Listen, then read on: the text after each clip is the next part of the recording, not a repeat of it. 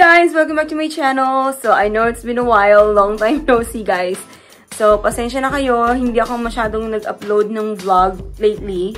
And hindi na ako nag-update. Kasi masyado akong busy ngayon sa trabaho. So, at the end of the day, gusto ko na lang na ipahinga yung kamay ko. And then, pati yung utak ko. So, nung January, pumunta kami ng San Francisco. And hindi na rin ako nag-vlog. Kasi, tinake na lang namin yun as me time. So, in-enjoy namin yung bakasyon nang hindi masyadong nagsusocial media. At walang masyadong vlogging. So, pero wala kami bumalik. Maybe next time, yung pagbalik namin, doon ako mag-vlog. And so, yun na nga. Life update lang. So, ito, proof of life. So, yun na nga. Nag-apply na ako. Nagsubmit na ako ng application ko for N400 naturalization. Sa mga nagtatanong kung bakit hindi ako nag-apply agad. Kasi nung natanggap ko yung green card ko, that was November, and yun yung same time kung kailan ng eleksyon. So, hintay ko munang matapos yung eleksyon, and then hintay ko muna kung sino yung mga uupo ngayon sa government. So, now na nasettle na yun, kasi mayroon tayo sa mga questionnaire dun sa citizenship. Kung sino yung president, sino yung vice president, representative. So, yun. So, kailangan natin alamin yun. And so, kung mag-file kayo ng N400, by paper, it's $760 US dollars. And then, if kung mag-file kayo online, it's $710 US dollars. $710 US dollars. So, nag-file ako online. And, kaya ako nag-file online para mabilis na. Kasi, ganun din naman. Parang feeling ko mas mahaba yung proseso if by paper. And then, mas madali. Just mas mura. So, meron doon guys, sa mismong website, if kailangan nyo magpa-waive ng fee, meron sila dong portion na pwede nyo i-click kung applicable sa inyo na pwede nyo ipa-waive yung fee. Pakita ko sa inyo kung paano ko nag-fill out nung N400 naturalization document. So, without further ado, let's get started. And so, punta tayo ng Google and any browser and type nyo lang N400 application. And then, click nyo yung first link, yung application for naturalization. And then, dadalhin kayo dito sa page na to, wherein you can check your eligibility and then, or file online. So, first of all, check muna natin yung eligibility natin, just to make sure. And then, scroll down lang natin and then, determine my eligibility. I-click lang natin yan. So, once na-click natin to, itatanong kung both parents nyo ba ay US citizen nung pinanganak kayo. Sa case natin, no. Since sa Pilipinas tayo pinanganak. And then, Pilipinas ang bansa ng ating mga magulang. So, no. And then, click nyo lang yung next. And then, how old are you? So, 18 or older. Next. And then, are you a member of the US Armed Forces? No. And then, are you a lawful permanent resident? Yes.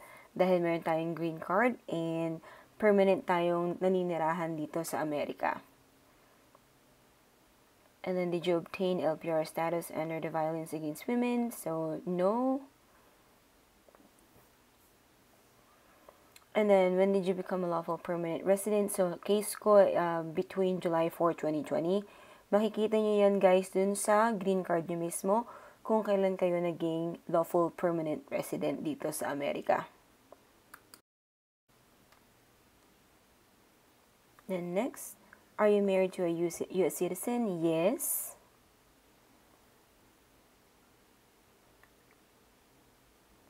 Have you been married for 3 years or longer? Yes. Has your spouse been a US citizen for 3 years or longer? Yes. Have you left the United States in the past 3 years?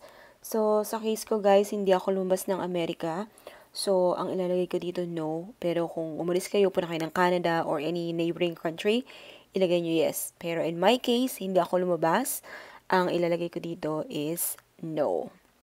Have you moved in the past 3 months? So, matagal na kami dito. Hindi ba kami nag-move sa ibang address? So, ilalagay ko dito no. And then click next. So, you may be eligible to apply for naturalization since you've been lawful permanent resident for 3 years and your spouse is a US citizen. So, let's click apply for naturalization.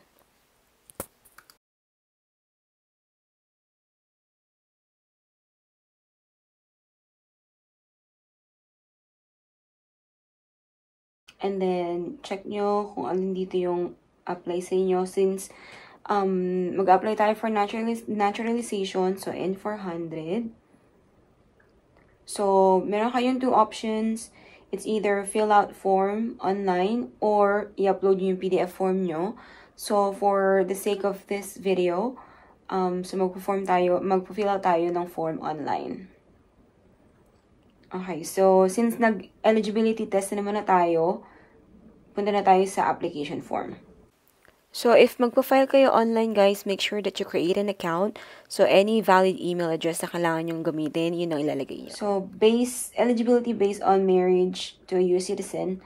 So, nandito lang siya. You must be legally married to a U.S. citizen who resides in the United States, and you must remain legally married to the U.S. citizen until you take the oath of allegiance.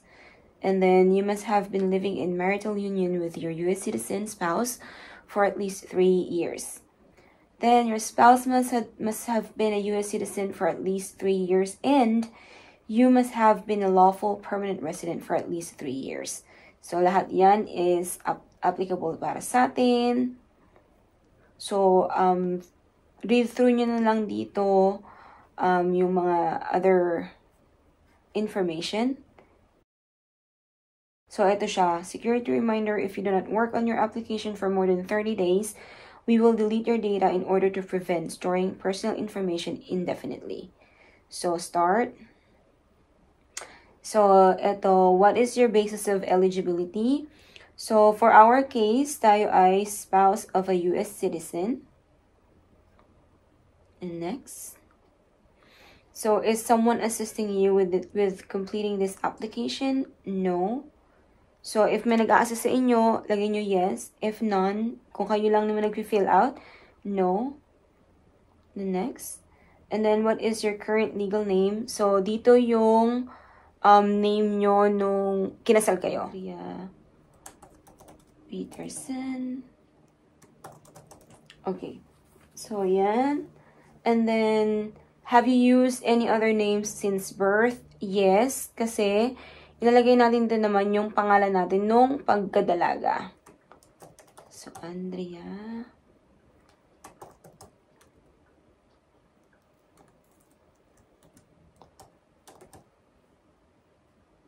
Nilagay ko doon, Peterson yung.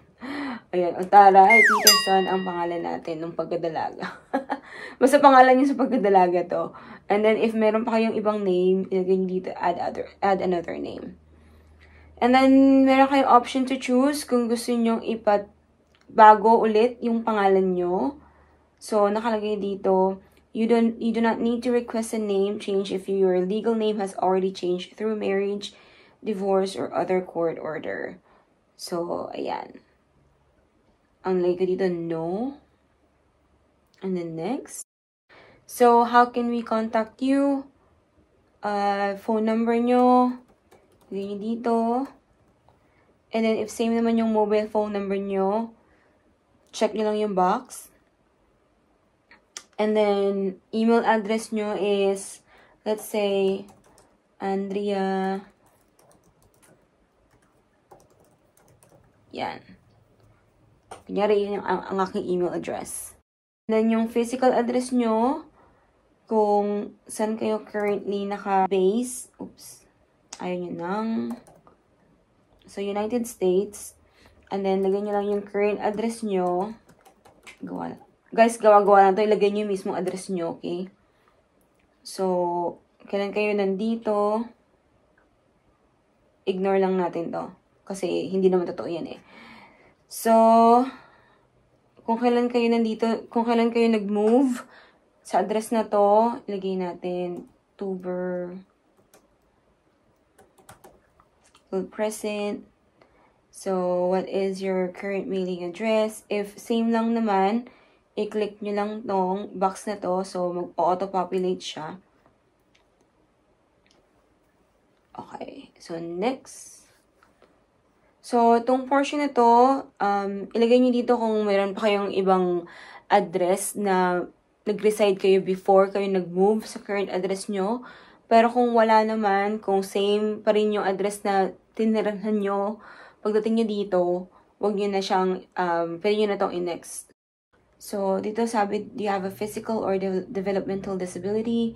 So, if meron kayong disability and sa tingin nyo hindi kayo makakapunta sa oath of allegiance nyo, ilagay nyo dito yes. Pero kung wala, no. Sa case natin, no.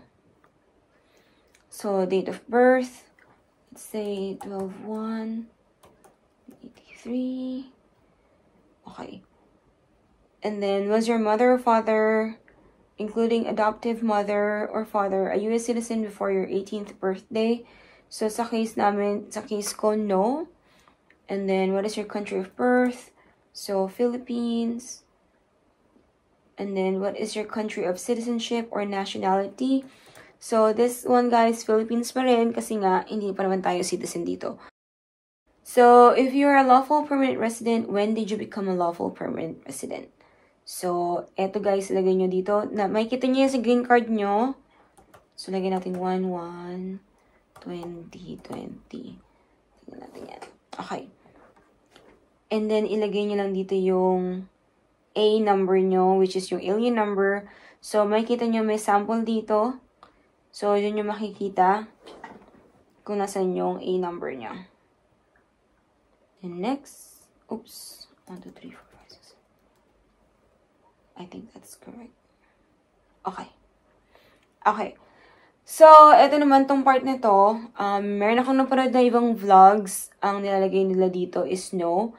So, sinasabi lang naman dito is, kung gusto nyong sabihan automatically ng USCIS, ang Social Security Administration Office, na iba na yung status nyo from permanent resident to citizen, pwede nyo na siyang sabay dito. Pwede nyo siyang click yes. Pero yung ibang vloggers na nakikita ko, nilalagay nila no. So, ang sa akin lang, sa case ko, nakalagay naman kasi dito, you are not required to request a social security card using this application. However, you must have a social security number, SSN, properly assigned in your name to legally work in the United States. Ang sa akin, nilagay ko dito yes. So, sa akin guys, decision ko yun, nilagay yung yes. Although, hindi ka required. Ang sa akin kasi, ayoko nang bumalik at pumunta sa Social Security Administration Office para ipa-change yung status ko from permanent resident to citizen.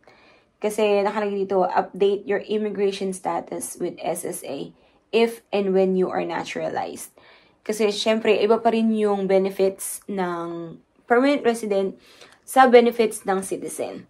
So, hindi ko na siya, pinasabay ko na. So, option niyo yun, guys. Hindi ko sinasabing i-yes nyo. Pwede nyo, kung unsure kayo, pwede nyo ilagay na no. Okay. So, ako nilagay ko yes.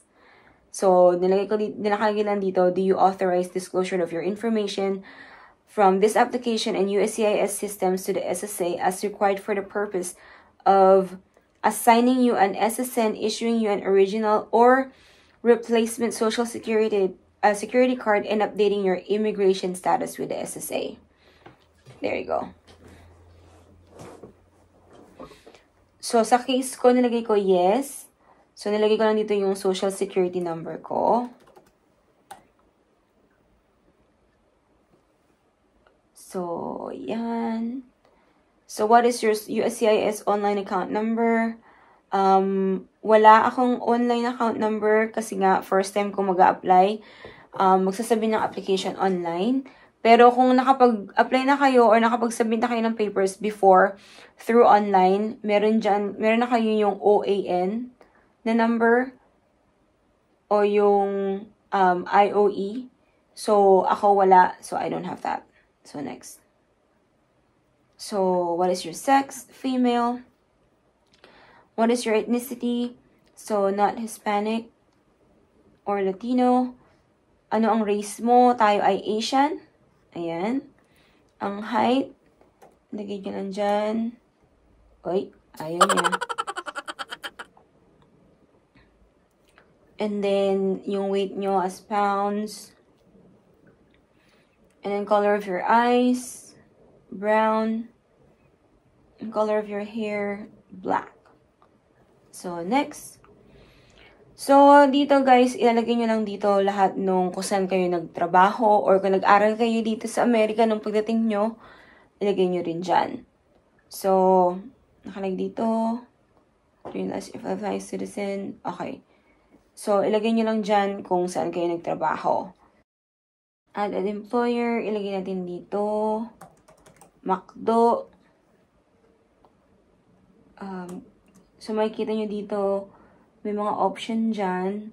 So, lagyan natin McDo, lagyan natin food service and hospitality. Okay. So, on what dates were you employed here? Lagyan natin 11, 5, 20. And then, kung nag-work pa kayo dito, I currently work here. So, lagay nyo lang United States. And then, city. Marsh. North Dakota. Okay. So, eto guys, pwede nyo nang i-save yung entry nyo. And then, yung sa akin hindi ko si-save kasi, ano naman to? For the purpose of this vlog lang to. So, after which, ang susunod na yan is travel outside of the US. So, tatanong lang sa inyo kung have you taken a trip outside of the United States in the last 5 years? Kung pumunta kayo o umuwi kayo ng Pilipinas o kung saan bansa man kayo pumunta at lumabas kayo ng Amerika, inalagay nyo dito yes. Pero kung hindi, no. So, no yung sa akin. So, ano ang current marital status mo? Tayo ay married. So, if divorced kayo, lagay nyo divorced. Sa case ko, married. And then, tatanungin lang yan, yung current spouse mo ba ay miyembro ng US Armed Forces? Yung sa akin, no. And then, ilang beses kayo kinasal. Ilagay nyo dito, include your current marriage. So, kami isa lang. Pero kung may mga previous marriages kayo, ilalagay nyo yun dyan. So, next. And then, what is your current spouse's legal name? So, lagay natin dito, George.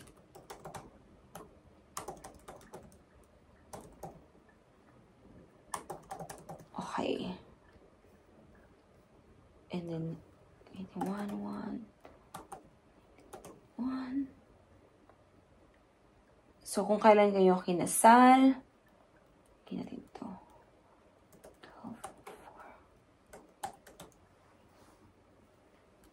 Para okay.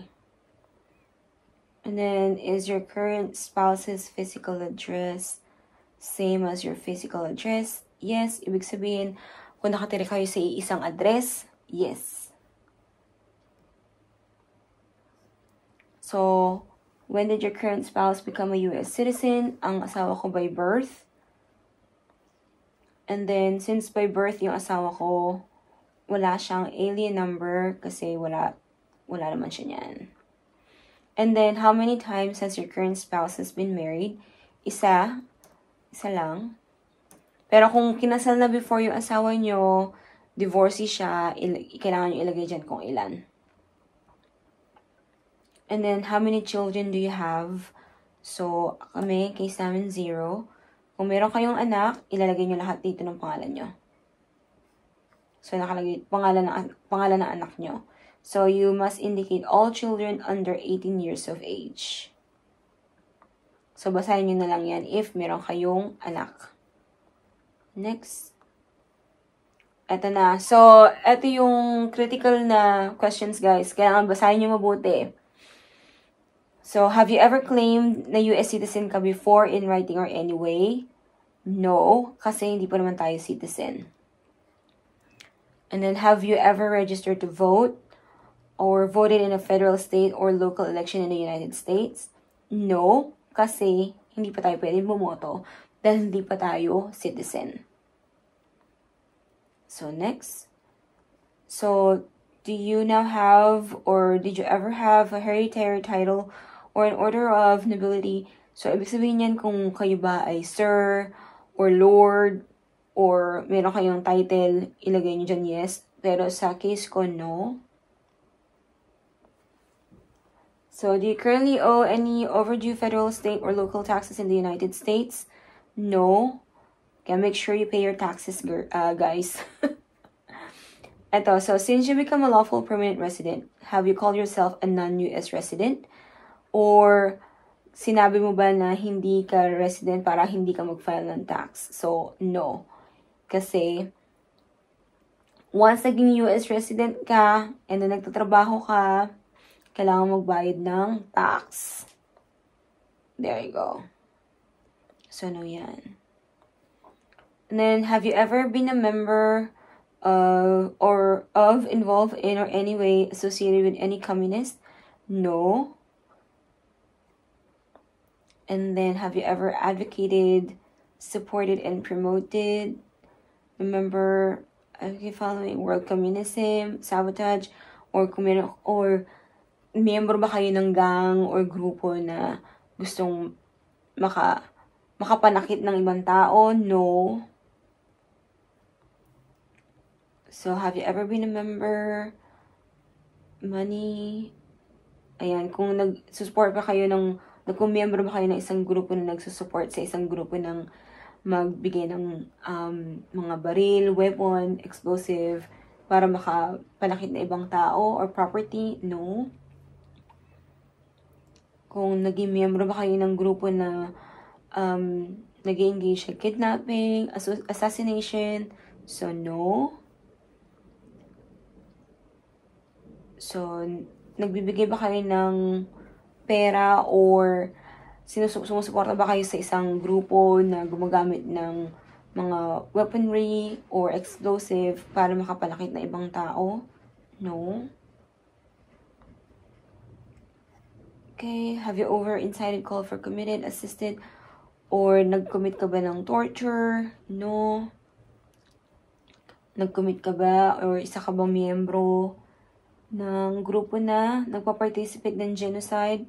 So, kailangan nyo i-check kung ano yung genocide, guys. So, no. Have you ever ordered, incited, called for, committed, otherwise participated in killing or trying to kill another person? No. Okay, help otherwise? No, hindi tayo membro ng kahit anong gusto makapanakit na ibang tao. Next. So, commit ka ba ng sexual activity or contact with any other person na hindi nagko-consent or was being forced or threatened by you or someone else? No, hindi tayo nag-commit niyan. So, eto guys, nag-participate ka ba sa isang grupo na hindi hinahayaang mag-practice ng kahit anong religion na ibang tao? No. So, nag-assist ka ba o tumulong ka na makapanakit na ibang tao dahil sa kanilang religion or political opinion? No. Next.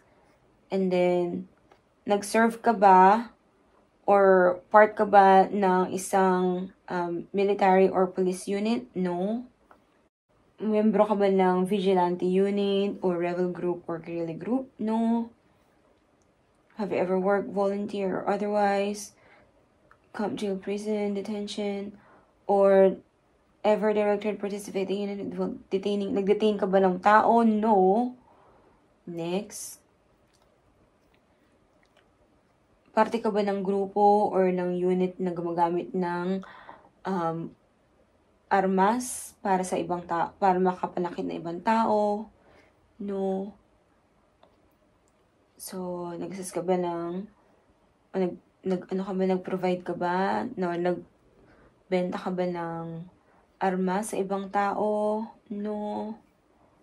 Meron ka bang weapons training? Para military training? Wala akong training. Wala.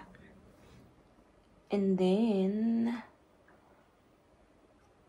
so, a person under 15 age of served health and others or attempted to work with others to do so? No. Have you ever used any person under 15 years? No. Okay, before you start this section, okay, was it sealed, expunge? Okay. Have you ever committed, agreed to commit, asked someone to commit, help commit, or tried to commit crime? No. Have you ever been arrested? No. Next. So, if ever yes, yung sagot nyo sa questions dun sa nakaraan ng dalawang questions, kailangan nyo ilagay dito yon. Or kung meron kayo alam na criminal offense nyo before, kailangan nyo ilagay dyan. So, next tayo. So, have you ever engaged in prostitution? No. So, have you ever manufactured goods? No.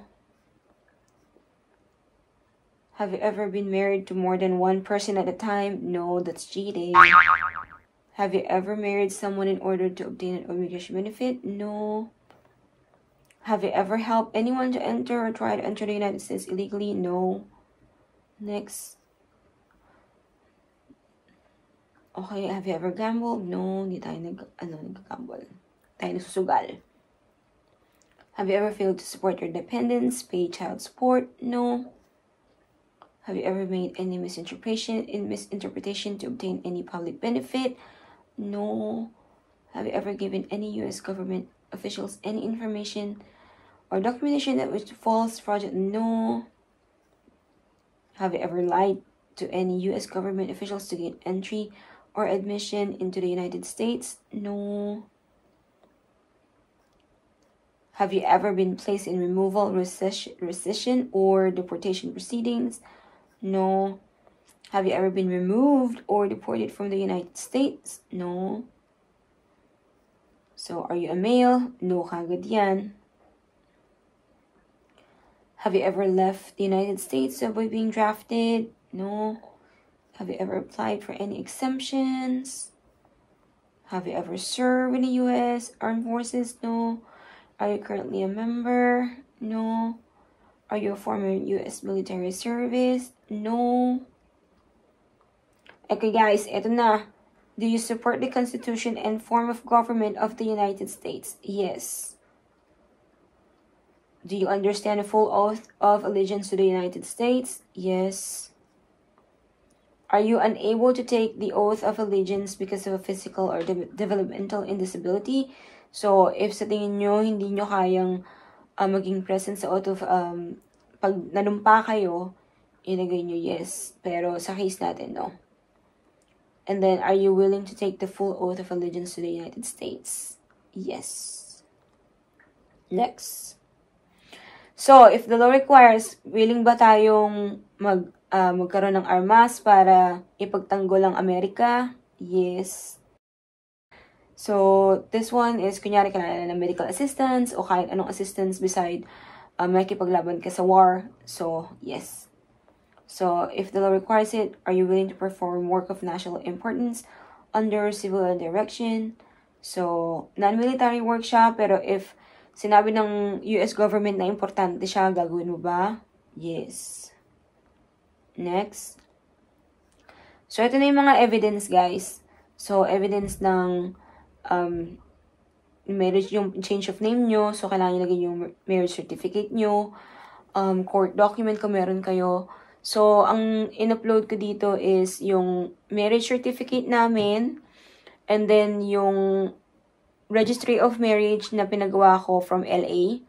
And then, yung registry of marriage namin na naka-PSA na naka-record na sa Pilipinas. So, next natin. And then, yung current permanent resident card nyo, nilagay ko dito yung front and back.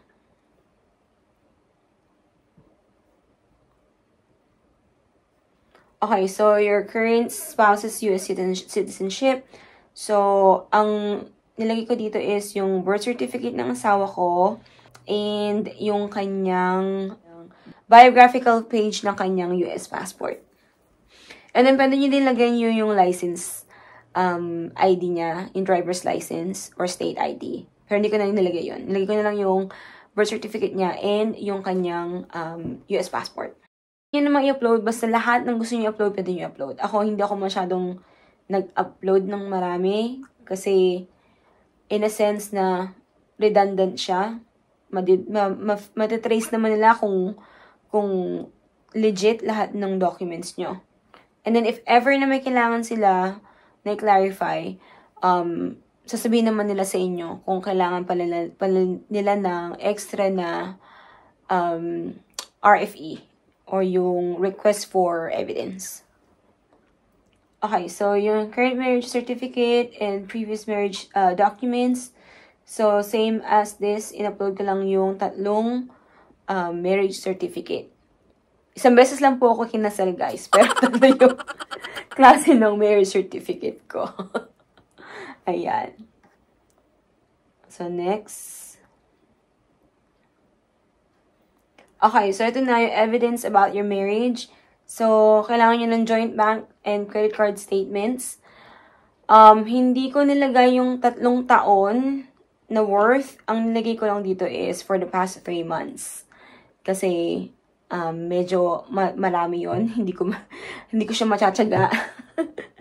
Kasi, makikita naman nila dun yung, meron naman kasi kami sa credit card na member since sa top. So, makikita nila from which year and which month kami naging member nung company na yon. So, nilagay ko lang yung recent 3 months. And then, if may lease kayo, kung nag-rent kayo, ang nilagay ko dito is yung 3 years worth namin ng lease. So, actually hindi. Simula na umpisa. So, ang meron ako dito is, in-upload ko 4. 4 na taon na kasi kami dito. So, 4. And then, if meron kayong sariling bahay and then nagbabayad kayo ng mortgage, pwede nyo ilagay din yung deed. And then, birth certificates ng anak nyo, kung meron kayong anak or adopted, lagay nyo dyan. And then, insurance policies. Ang nilagay ko lang dyan is yung insurance card namin. From simula nag-umpisa ako magtrabaho. And then, yung insurance card na may pangalan din niya na under siya, dependent ko. And then, itong IRX tax transcripts, guys, for the past 3 years. Madali lang siya. Tumawag lang kayo sa IRS. And then, meron naman option doon. Ang lagay nyo doon is yung transcript. And then, sasabihin lang naman doon kung tatanong sa inyo kung anong year. So, after which, kasi medyo matagal, hindi naman siya matagal. Hindi mo kasi pwede sabihin from what year. So, 1 year at a time. Pero ang bilis lang. Mabilis lang nilang pinadala yung transcript. And then, in-upload ko lang yan. And then, next. And then, child and spousal support. Ayan, kung meron kayong anak or meron kayong anak from previous marriage nyo, ayan, kailangan nyo yan. So, wala kami yan. Next. Okay, so, additional evidence you want to provide. Nasa sa inyo na yan kung ano pa yung ibang evidence na gusto nyo ilagay. Ang inilagay ko lang dun sa additional is yung investment namin na nandun yung pangalan namin pareho. And then, nag-submit din ako ng, actually, isang picture lang sinubmit ko. Ang konti na talaga sinubmit ko. Nasa inyo, guys. Nasa inyo yan kung gaano karami yung gusto nyo i-upload at isend na evidence. Yung sa akin kasi, sakto lang. Ayan, so, ang in-upload ko na picture is yung picture namin ng family namin, yung buong family. Ako, yung asawa ko, and then yung parents niya, and then yung sister niya. And then next. And so, if meron pa kayong additional information na gusto nyong ilagay, pwede kayong maglagay dyan. And then, pag ano nyo ng next. So, makikita nyo dito, yung filing fee nyo is 710. And then, i-click nyo lang yung next. Hindi ko na in-next, guys. Kasi nga, hindi naman natin ito gagamitin. So, makikita nyo lang dito yung your application summary. So, ipapakita lang sa inyo yan for kung naka-PDF form, kung ano yung mga sinagutan nyo. So, ang advice ko, once nandito na kayo, meron dyan option to print or to save. I-save nyo yung document nyo para may kopya kayo. And then, your certificate, your certification and signature. And so, ayun guys. So, hopefully, meron kayong natutunan sa vlog na to. Kasi nagawa ko nun, akala ko pwede ko siyang i-access yung N400 na file, even if nakapag-file na ako. Just to check yung form para mapakita ko sa inyo. Eh, hindi pala pwede. So, nag-create pa ako ng peking account. Pero matidelete naman siya. So, hopefully, na-enjoy nyo tong vlog na to. And then, alam nyo na yung after nito, i-update ko kayo consistently if ano na yung process nung aking papers. So, grabe. Nakakapagod. Hindi na ako sanay mag-vlog, guys. Oh my goodness. Ayan. Pero ginawa ko to para sa inyo na ang next step nyo is mag-file ng N400, which is yung naturalization. So, yun lang guys. So, hopefully nagustuhan nyo itong vlog ito. And please don't forget to... Nakalimutan ko na! Di ba pati pag outro, nakalimutan ko na. Ayun. So, hopefully nagustuhan nyo ito guys. And please don't forget to like and share and subscribe and hit the notification bell if you would like to be notified every time we upload a new vlog. Nabubulol na ako. So, ingat po kayo guys. Thank you. Bye!